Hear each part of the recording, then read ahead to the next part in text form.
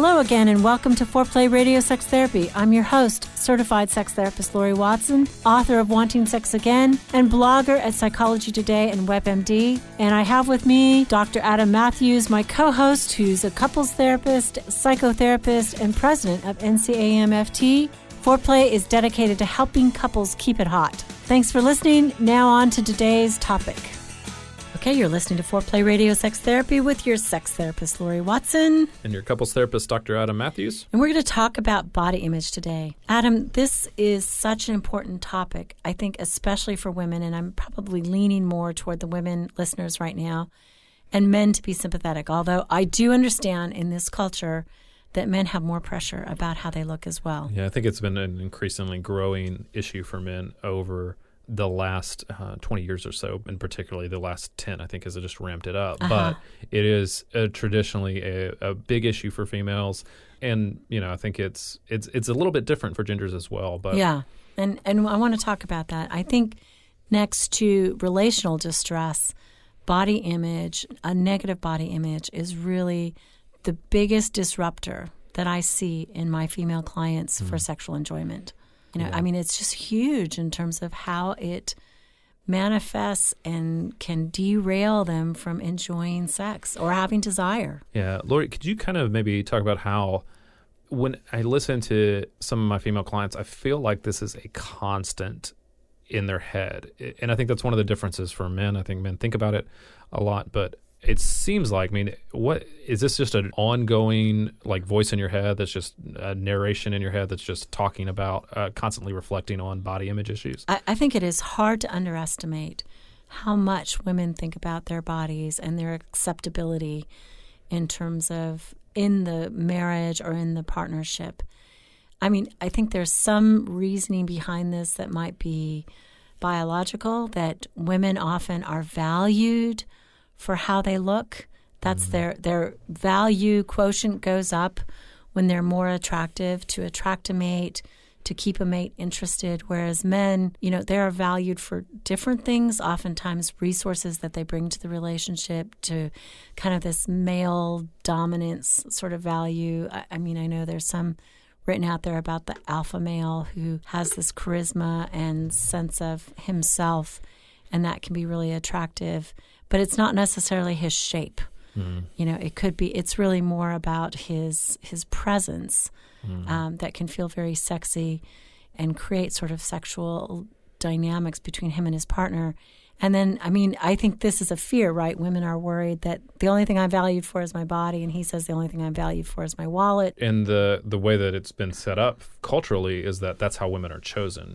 Yeah. Right? They are asked out, or they are, marriage is proposed based on how they looked. Their whole contest, nationally televised contest around a winner being chosen because of how she looks. Exactly. Right? And that's not something that men have to deal with. There's not a competition like, well, there's bodybuilding competitions, but that's completely different. And very small compared to beauty pageants. Beauty pageants, for sure. And I think it's pervasive. It's not just the beauty pageants. It's the fact that now there's every glossy magazine, every television show, everything sort of tells you that this is what is desirable, this usually not achievable standard of the way a woman should look. And so it has seeped into, I think, the consciousness of women saying, I don't look good enough, so therefore I'm not desirable.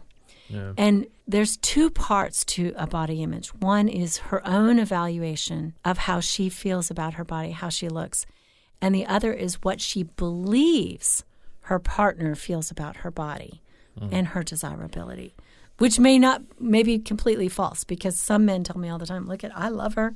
I think she looks hot. I'm great. She's critical of herself. But it really is in her head in terms of what do I think about, you know, myself, in terms of how I'm stacking up against my own standards, and what do I believe my partner thinks about me. And those two things make up a body image and are uber problematic. Is it only what her partner thinks about her, or is it also what she perceives the world as, that other people see her? Okay, that's a good question. So, I mean, I think that it's both. You know, if she's getting attention, you know, men's heads turn and look at her, she feels, okay, I'm attractive. It's a way that she kind of gleans a sense that she is attractive, which is often difficult in menopause. For some women, they report, I'm no longer turning heads. And so it's almost like they believe their quotient has gone down. The world is not objectively confirming that she's attractive anymore.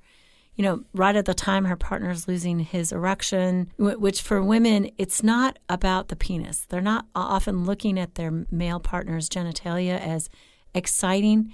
It's the fact that they excited the male genitalia that tells them they are desirable. It's really, some people say narcissistic almost. It's really about her sense of, am I or am I not desirable? Meredith Chivers, I've said this before, she's a researcher on sexuality, and she says, to be desired is the orgasm for women. That's what's the turn on. And without that, when you have this negative appraisal of yourself, or you believe your partner has a negative appraisal of your body, it tanks lots of things. Yeah, and I think that's one of the things, I think that's a cultural joke, that men, once they're in a committed relationship, they can just let themselves go, right? But that's how I'm pointing out the difference between how the partner sees them and how the rest of the world sees them, is because it feels like that's not allowed for women. Right. Oh, no. That it continues on, even if they're in a committed relationship, they still have to maintain that outward appearance, whereas that pressure doesn't seem to be the same for men. There was a rush of TV shows a while back where it was almost all the couples were a large man, right, an overweight man, and a super skinny, attractive female. Yeah. Right. And it's like that kind of idea. And nobody batted an eye. Oh yeah, not at all. We laughed at it. We thought it was funny and cute. But he's so cute. That's not. It kind of highlights that difference there. Yeah, I think that culturally, like you said, men are the initiators of the sexual encounter. Women are not the pickers, but they're the ones who are picked.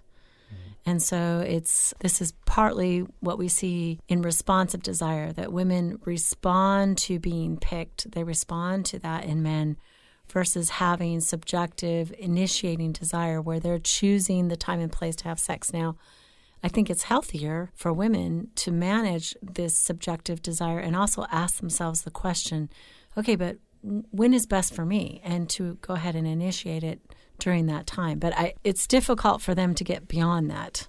That's why they often wait. Even though they have desire, they wait because it's proof that now he finds her sexy. And in fact, what's funny is, as I was researching this, women say, I feel sexy much more often than they say, I feel sexual. And being sexy means I'm able to turn a guy on. I'm able to turn my partner on. I'm sexy, therefore now it's time for sex.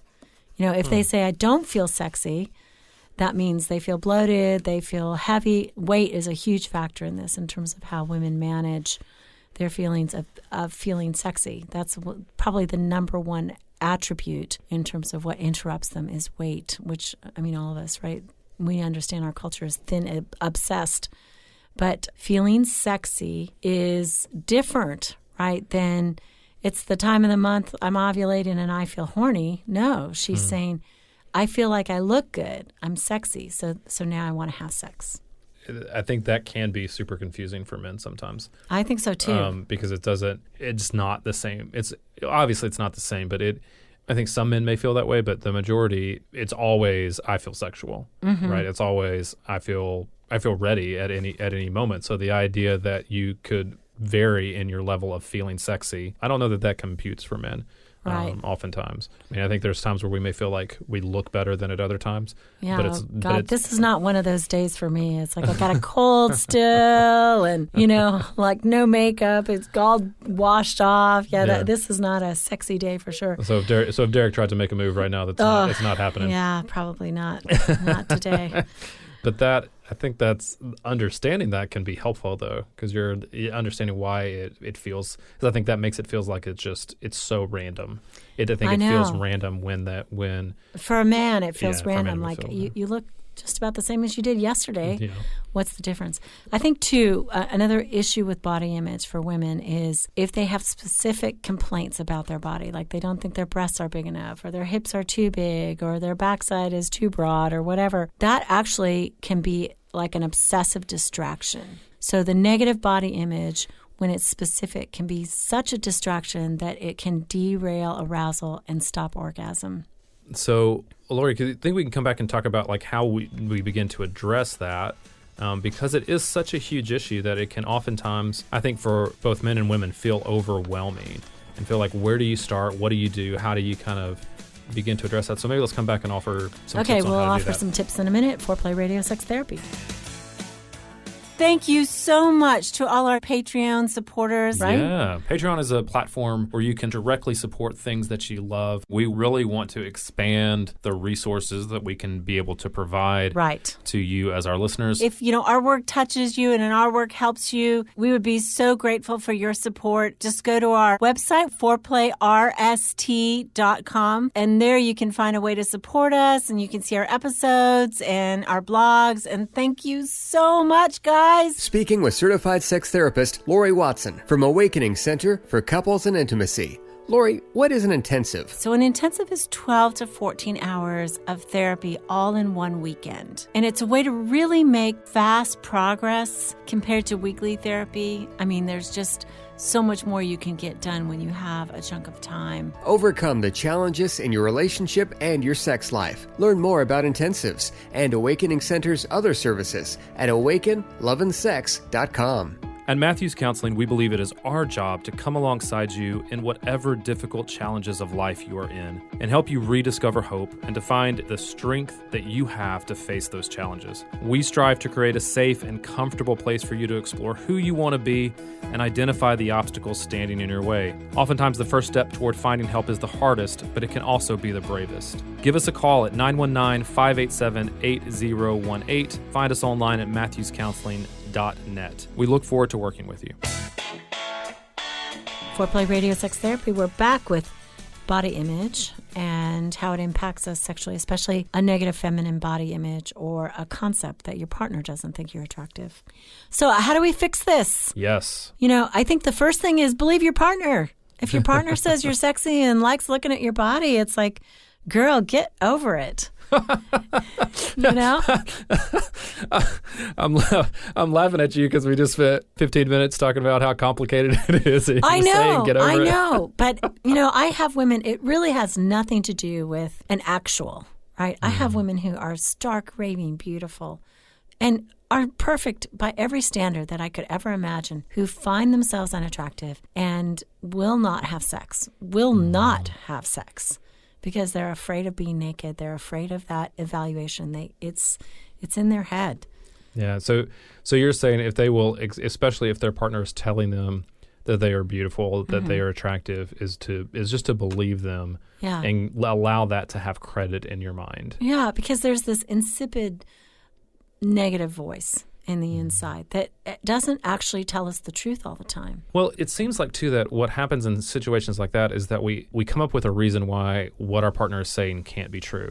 Like they're just being nice, or you're my husband, you have to say that. Yeah, anything like that just kind of undercuts it, rather than allowing it to be evidence to the contrary of what our negative self-talk is.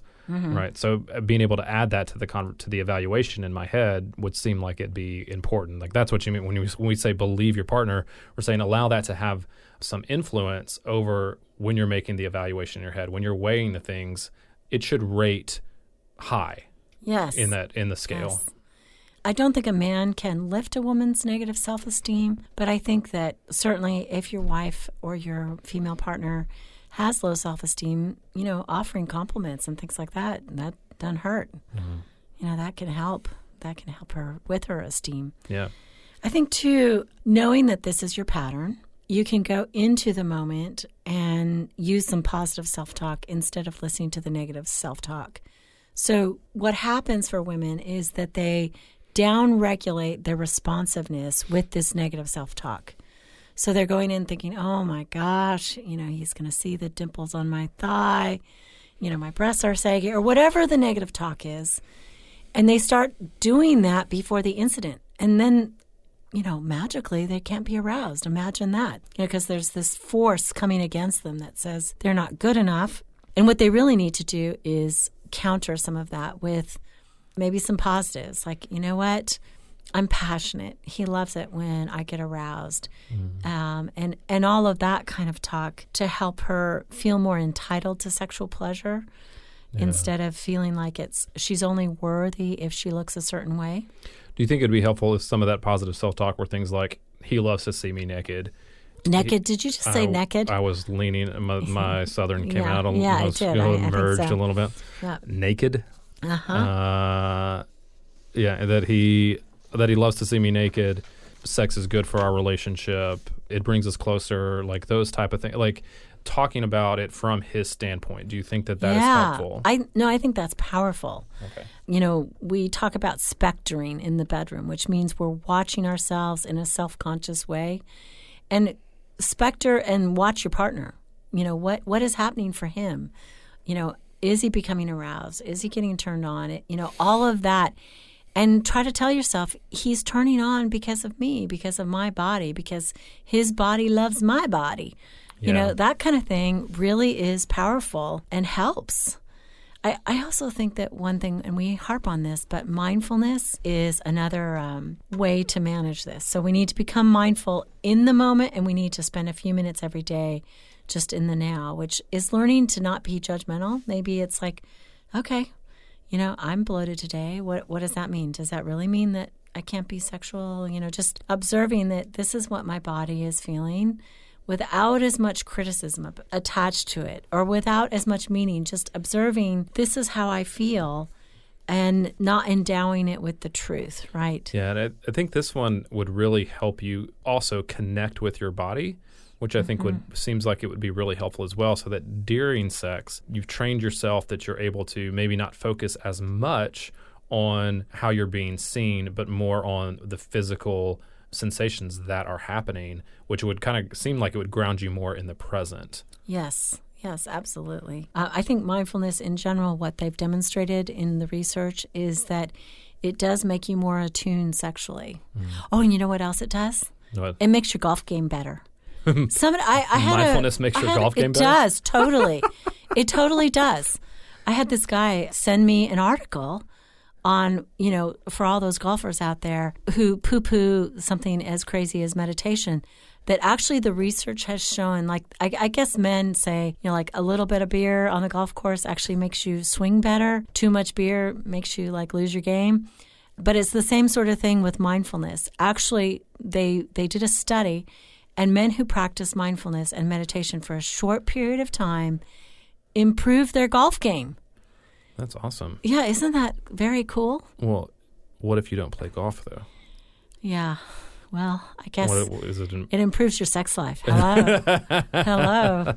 There are good reasons. And one of the ways we can be mindful is to focus on our breath. So when you're having sex and you witness yourself hovering above the bed and judging what's happening and saying, I'm not getting aroused because, I'm self-conscious about how I look, whatever the self-consciousness is, and which is increasing not just our body self-conscious these days, but our genital self-consciousness is increasing in terms of the standardization of porn. I mean, women have issues with their genitals too, is to start to breathe. Just notice, you're breathing in and out. Become aware of your body instead of what your mind is doing. Yeah, I've been reading some things about lately too about how we do not know how to breathe correctly. Just because it's something we do all the time and we don't ever think about it, it's just a reflex. So we don't think about there being a right or wrong way to breathe. And so we don't always learn to breathe in rhythm and to breathe smoothly. Like we hold our breath a lot, or we breathe too quickly. We don't take enough air in. And so there's a lot of things out there. I think that's what one of the things that meditation does for you is it helps you to breathe correctly so that it can have that grounding effect that where you're wanting it to have, that more connection that allows you to breathe into your whole body and get a sense of your presence in physical space. Yeah, that's neat. So how are you supposed to breathe? Can you just tell us I'm quickly? still learning how to breathe correctly. Okay. But what I understand, very little I understand about it is it's finding our rhythm of how we breathe, which is often, that kind of deep breathing. it's that in through your nose, out through your mouth, breathing kind of grounds you. Yeah, that you're doing. If y'all, I don't know how it's coming out on a podcast, but Laurie is demonstrating that breathing right now. I think if you can't tell, in through your nose, out through your mouth to ground you, but then it's relaxing though. It's like I mean, just as I did that, I could sense that I had held tension in my body that I wasn't even aware of. And I think when you learn how to breathe correctly too, one of the things is you learn how to breathe into your whole body, especially specifically areas that have tension. We tend to think of our breath as being in our gut or in our chest, but that we can actually breathe into areas that have tension. We can breathe into our back. We can breathe into our legs. So my last tip, and I've given this before, but it's about using the Kegel squeeze to distract your mind from its like negative wandering, and it brings you back into the body. I mean, men can do this, but women certainly, because we're talking about how body image is so distracting for them in terms of having desire, wanting to do it, getting aroused, having an orgasm. When you squeeze your Kegel muscles, it's kind of hard to think about anything else. It really brings you back into your pelvis. And so I recommend this, if you're distracted by these negative thoughts, go ahead and do this, and it like sucks your soul right back into your body. It does. Was that funny? You had to see the hand motion that I made. That's why Adam's laughing, I think. And the idea of it sucking you back into your body. There we go. Always innuendos on Foreplay Radio Sex Therapy. That is true. Okay. Hard to talk about sex and not be funny. I think it grounds you in your body, right? And specifically sexually, being able to do that is very important, right? So you're saying do that even whenever you're focusing too much on your body image, right? Yeah, absolutely. Okay. It changes the way touch feels. It changes everything to do Kegel squeezes. So it's a very good technique. And I know, girlfriend out there, I know what the world says about how you ought to look and how you think you ought to look, but you deserve sexual pleasure. It is one of the finest things in life. Fight back against this. Fight back against the propaganda, the cosmetic and fashion industry that says, you're not good enough, therefore buy our product. It's like fight back and let's join up and say that that's not true, that sex is ours and sexual pleasure should be ours. So it really is. I like that idea because it really is a fight. It is. Because it can feel overwhelming and like you're standing alone against an onslaught of messages about that. So, I would agree. Fight back. Men, side with your women on this. Yeah. Like, whoever the women are in your life, side with them in that fight because I think it's really important. Well, you're listening to Foreplay Radio Sex Therapy with your sex therapist, Laurie Watson. And your couples therapist, Dr. Adam Mathews. Thanks. You can now call in your questions to the Foreplay question voicemail. Dial 833-MY-4PLAY. That's 833-4-PLAY. And we'll use the questions for our mailbag episodes. Hey, help us stay on top here at Foreplay. We'd love it if you would subscribe and share it with your friends. And please take 1 sec and rate and review us. Thanks so much. All content is for entertainment purposes only and should not be considered as a substitute for therapy by a licensed clinician or as medical advice from a doctor.